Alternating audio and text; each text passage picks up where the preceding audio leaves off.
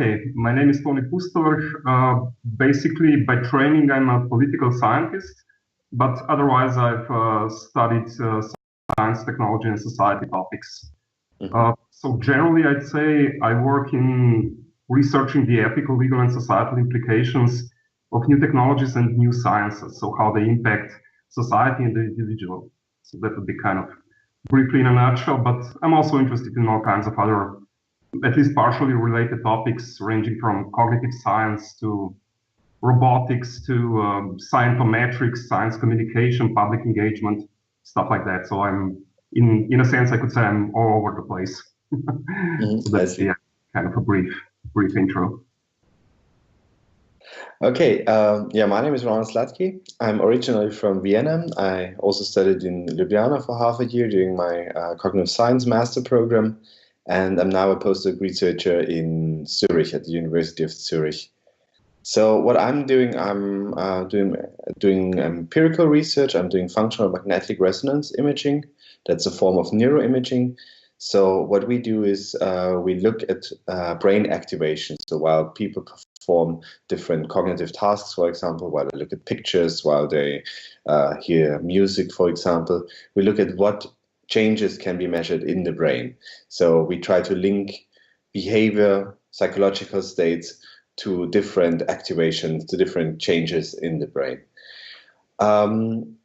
My research now is on real-time neurofeedback. So what we try to do is we don't just map the brain. We don't just want to understand how different neural networks work. We also try to give subjects, while they're inside the scanner, some kind of feedback of their current activation so that they have the ability to actually change this activation by mental effort.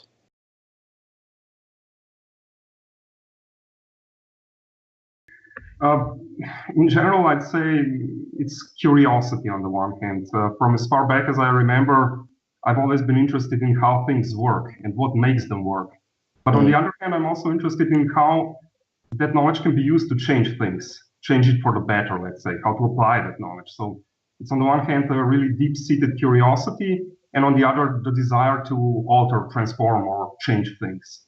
So that would be kind of my basic motivation. So maybe regarding my current work, I've written a lot about human enhancement. That is the idea that science and technology can be used to make direct technological interventions in the human body, and especially the human brain, with the goal to bring human abilities beyond what is currently normal or average. So in one sense, Ronald, you've mentioned that you kind of work with biofeedback where users can attempt to alter or influence their own states of mind or states of their brain chemistry. Well, that would be kind of one application, let's say, also in the field of human enhancement, how to get greater control of your own physiology or neurophysiology. So, that's also something that I think that science can bring to people. It can actually liberate them. So there is also this notion that science is somehow demystifying everything, is taking the fun out of everything, the fun of a sunrise or something, because it just explains it away. I think it's the opposite. I think using science, we can actually learn about our limitations and also find ways of overcoming those limitations. So one example would be this neurofeedback. So people, for example, who have addiction or who have anxiety disorders, they usually have a lack of control of different parts of their mental states and also of their brain. So, and if we find ways of actually overcoming these limitations, for example, if we can teach a person with major depression to actually appreciate positive pictures in a more intense way, then we can actually help them to be more independent, to, for example, to don't require medication or lower doses of medications.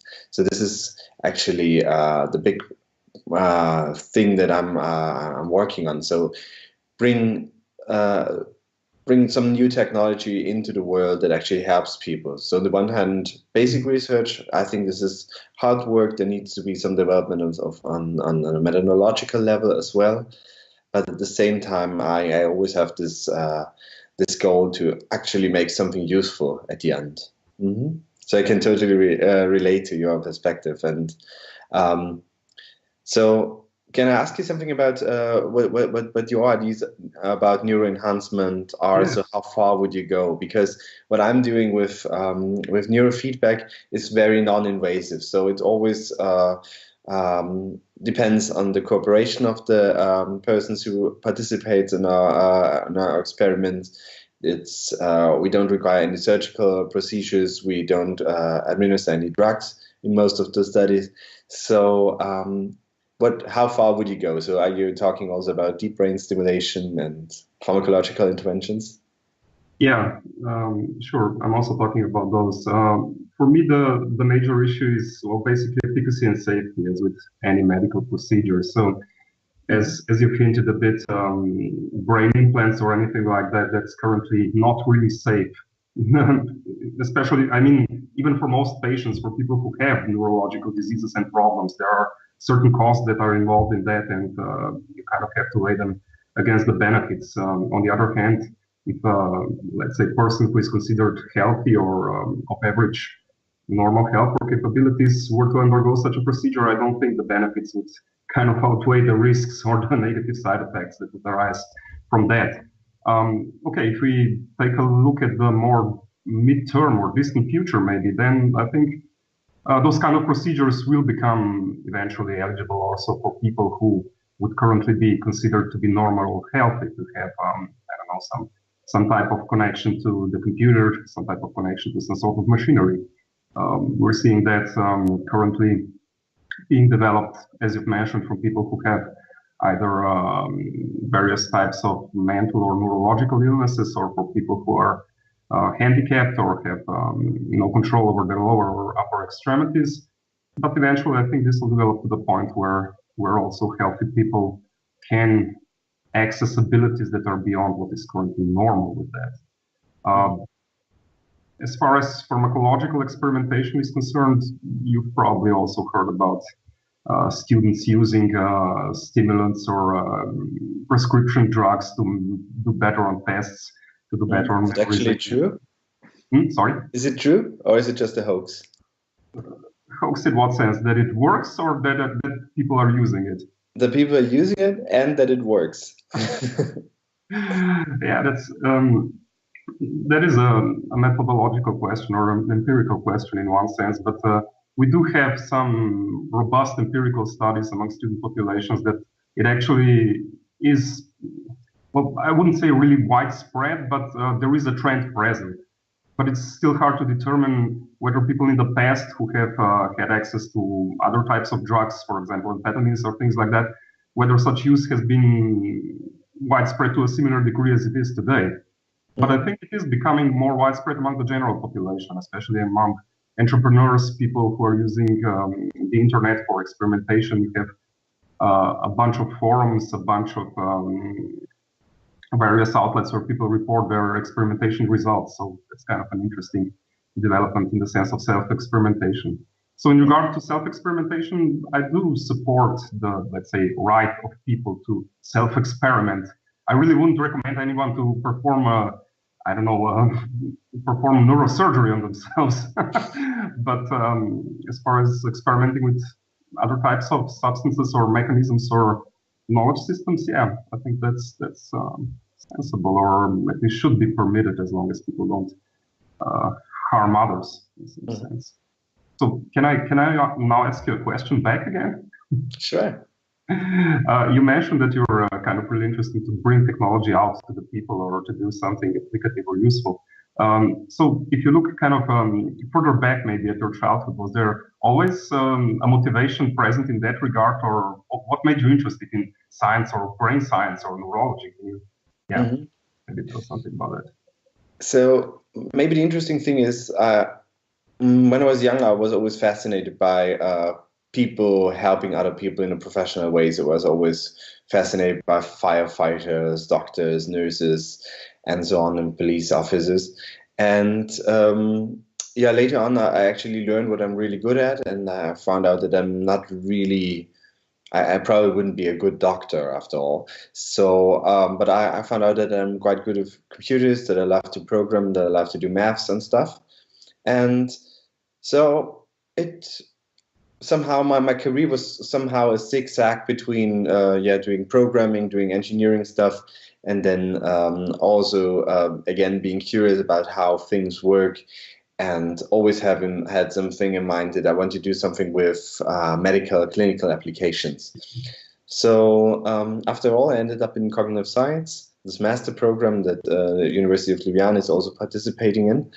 And initially, I just wanted to learn something that I can use in the field of medical informatics or human-computer interaction, something like this. But I found more out about the open questions of how the brain works, and so I'm somehow get more interested in that actually.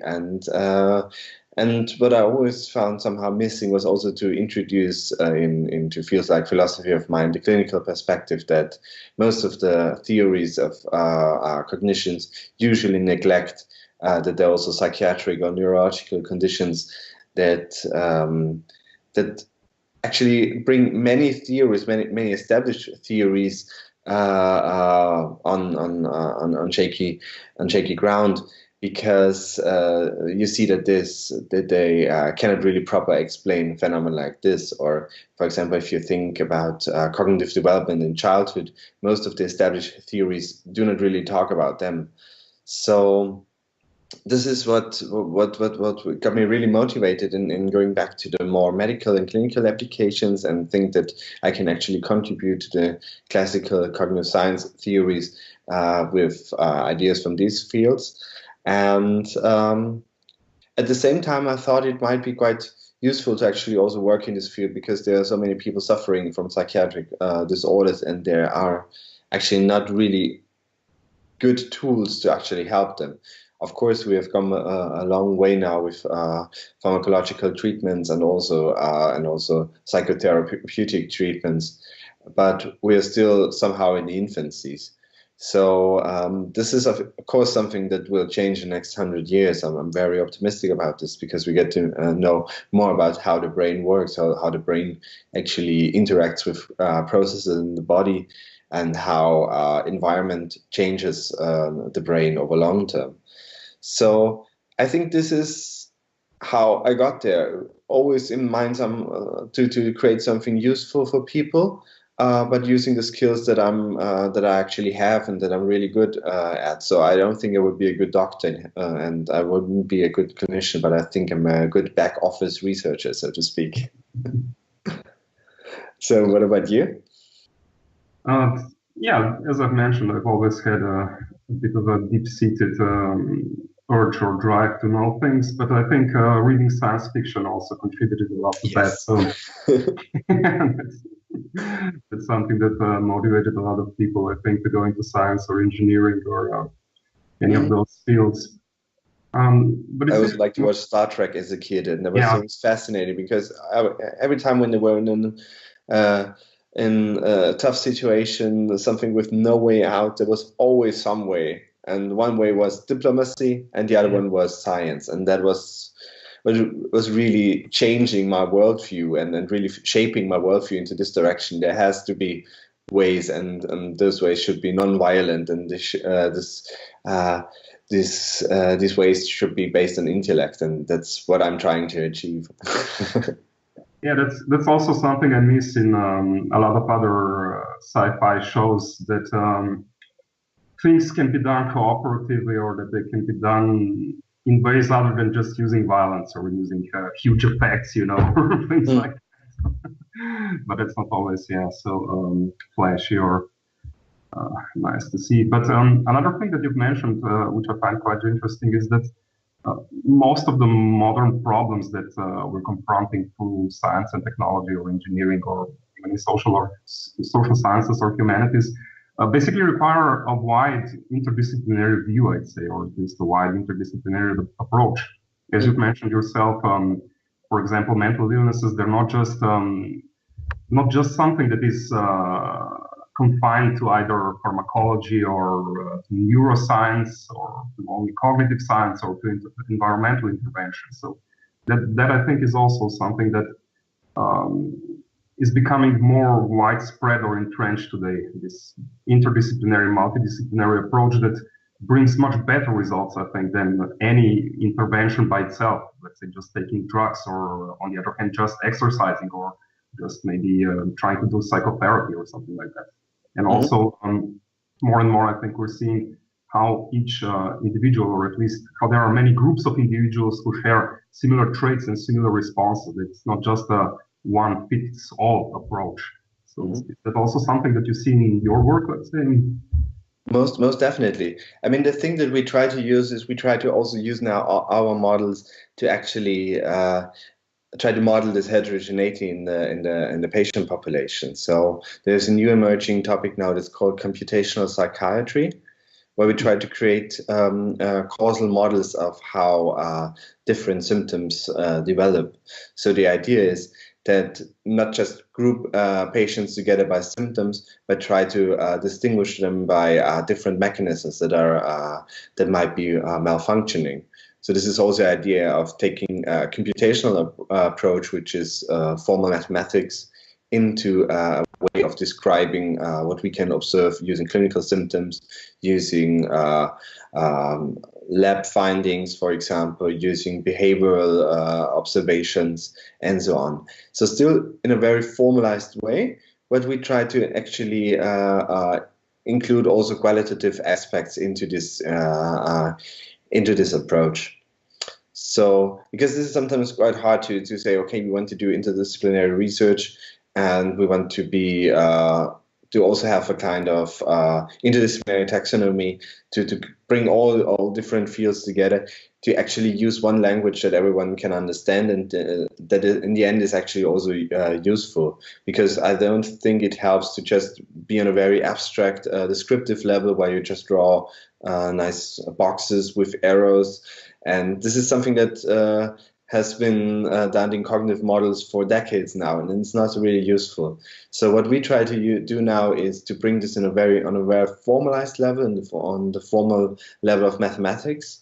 This is a language that everyone can learn, and it's very interchangeable, and everyone can actually use their knowledge from their field based on this formal language.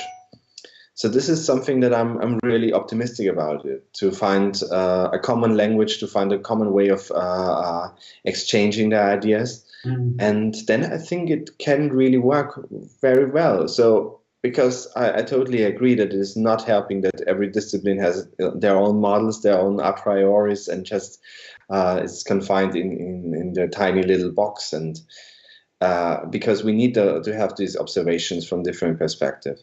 For example, when you think of a psychiatrist, a trained psychiatrist who is doing 10 hours a day, his work at the clinic, he usually don't has this openness to actually appreciate that things that he's observing in the clinic are also present in a preclinical state in the general environment. So there are different personality traits that might be linked to vulnerability for psychiatric disorders, but might also be something that is in the range of very normal human behavior. And so what is currently very interesting for me is how to actually define the boundaries between people who feel healthy, people who are doing fine, have certain personality traits, and at what point it actually diverges and becomes a burden to those people when they would consider themselves to being unhealthy and ill.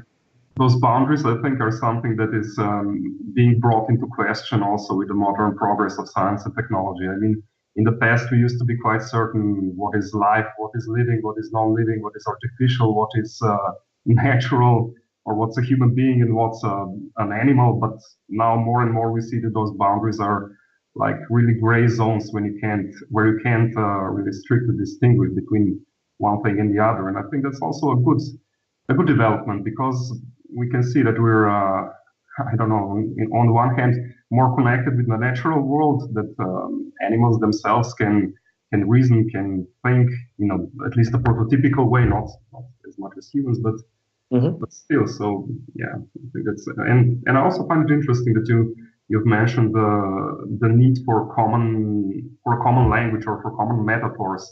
And I think that many of the social sciences and the humanities are also a bit reluctant to engage with science as such, especially because, I don't know, sometimes I think they see them as encroaching upon their domain. But I think both sides could learn a lot from their own approaches and from intermingling and intermixing things.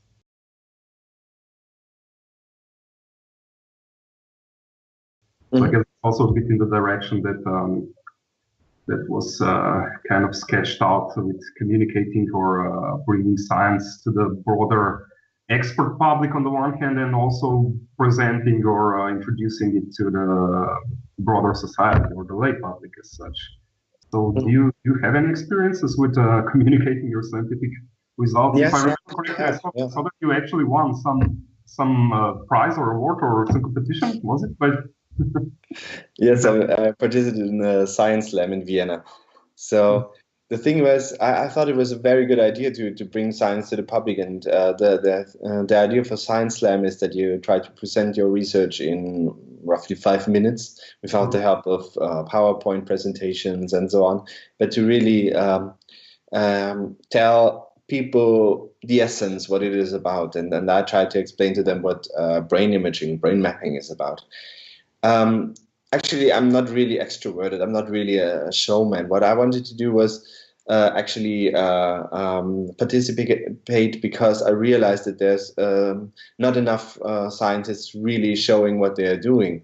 And I realized, okay, after all, I'm a scientist on my own. So I also have this obligation to present the things to the public. And the nice thing about this event was that there were so many people there, starting from young children up to older people. So this was really a good way to actually address a large variety of knowledge levels and age levels, and this was actually the reason why I wanted to participate there, to also bring older people the understanding what we can do now with science, and at the same time to inspire younger children to think, to consider also become a scientist. Because if I hadn't met the right people when I was younger, if no one had introduced me to Star Trek, for example, or if I hadn't had the right teachers during high school, I probably wouldn't have thought of becoming a scientist, because this is a very, very abstract thing actually to consider. But to see that you can do so many things with when you really work hard on problems, when you use your intellect, when you do empirical research, that you can actually find out new things that have never been discovered before. This is something that can be a very, very fulfilling job. It's when you get used to everything, when you know the basics, I think at some point it becomes as addictive as playing computer games, because you're always challenged with new riddles. You are frustrated, you fight until you reach the end of the level, and then it's suddenly there are boundaries that give way, and you realize something and you get some results, and this is so rewarding. It's not just that you get money at the end of a project and you can have a little party because you accomplished something. It's really that you learn something for yourself. It's something that is very a reward that is very intrinsic and not just based on some external values. It's very rewarding and nice to do.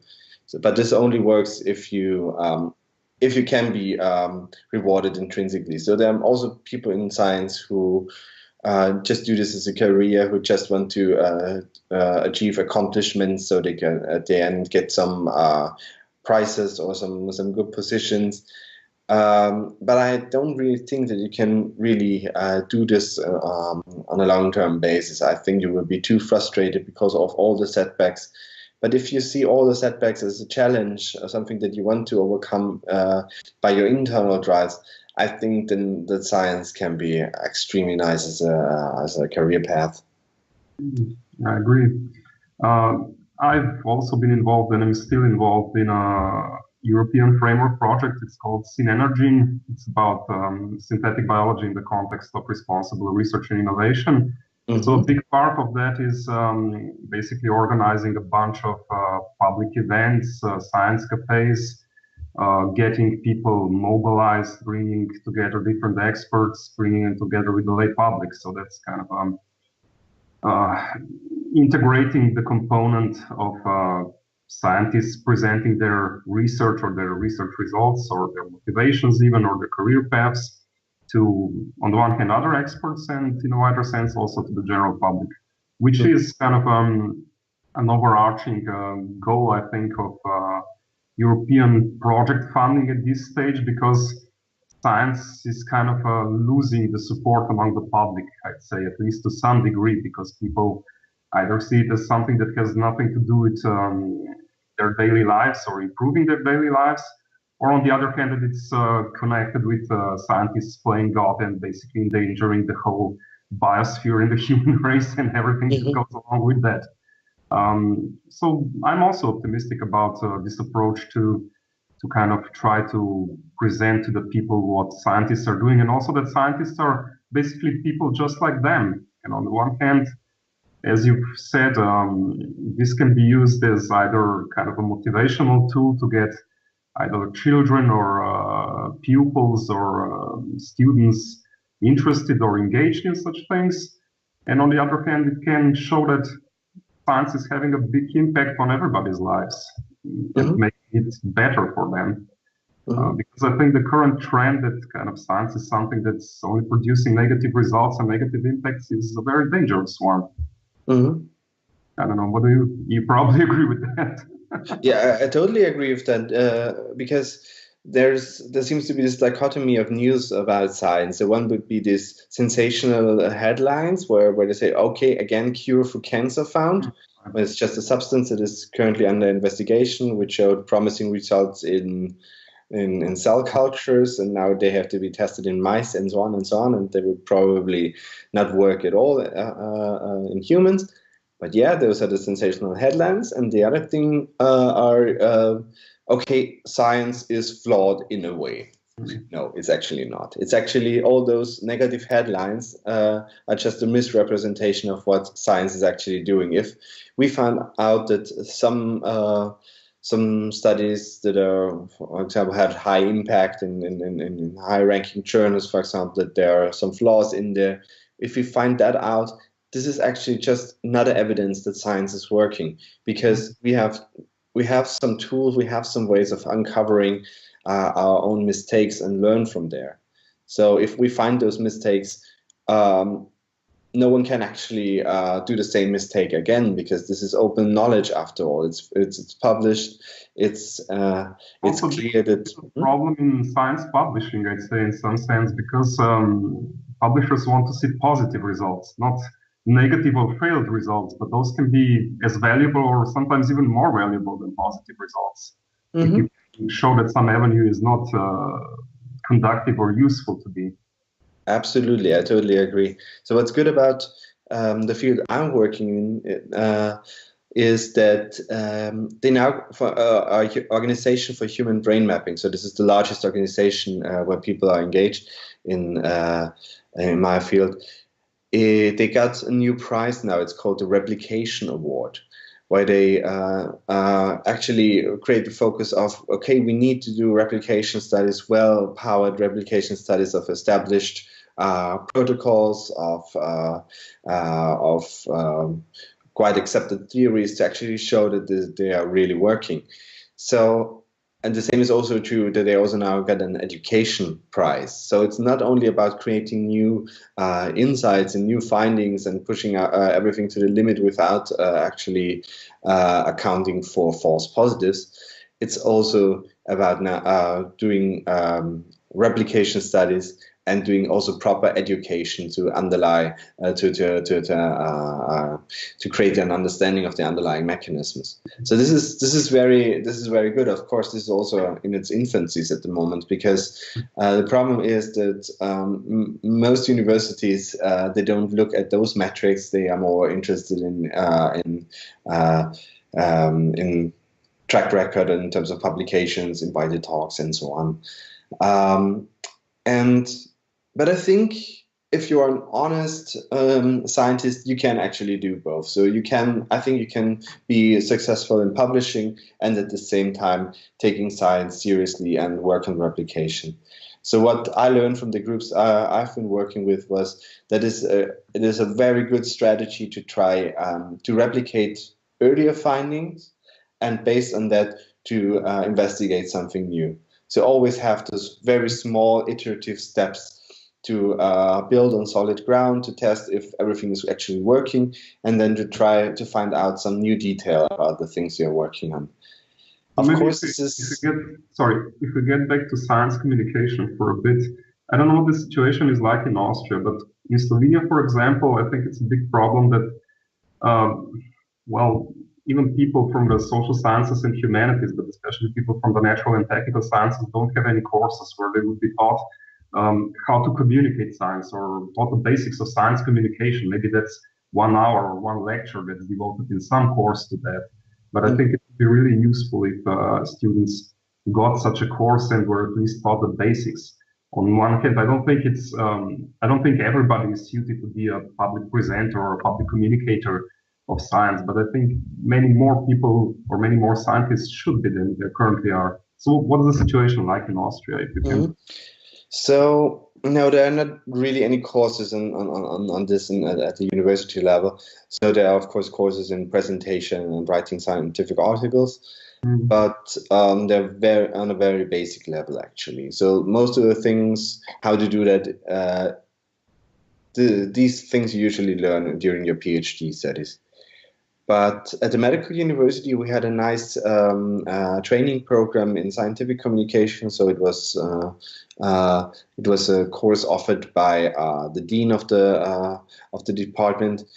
It was about scientific communications. They had someone over from the Austrian National Television to actually do some interviews with the people, and also taught them the tricks that journalists would sometimes use to trick you into saying things that you didn't actually want to say. So this was very helpful. This was very, very great indeed.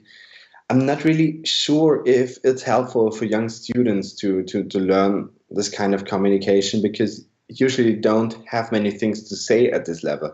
Because when I remember back when I was still a master's student, I thought that I will be never able to find anything new or really novel, genuine novel, because I had the feeling that all thoughts that I'm having have already been thought. So I think you have to have some kind of things that you actually want to tell to people, and then you, of course, need some kind of training to actually bring this across. Because if you're very immersed in your fields, there's so many ways of doing miscommunication. So the most typical is that you try to communicate your results in a way that no one would be able to understand. But the same might be also true, that you try to break it apart into simple explanations that are no longer valid just because you want to simplify everything. So I used to work with physicists a lot, and they said, there is no sense in writing a book that's called Quantum Mechanics for Dummies or something, because it is not simple, it's very hard.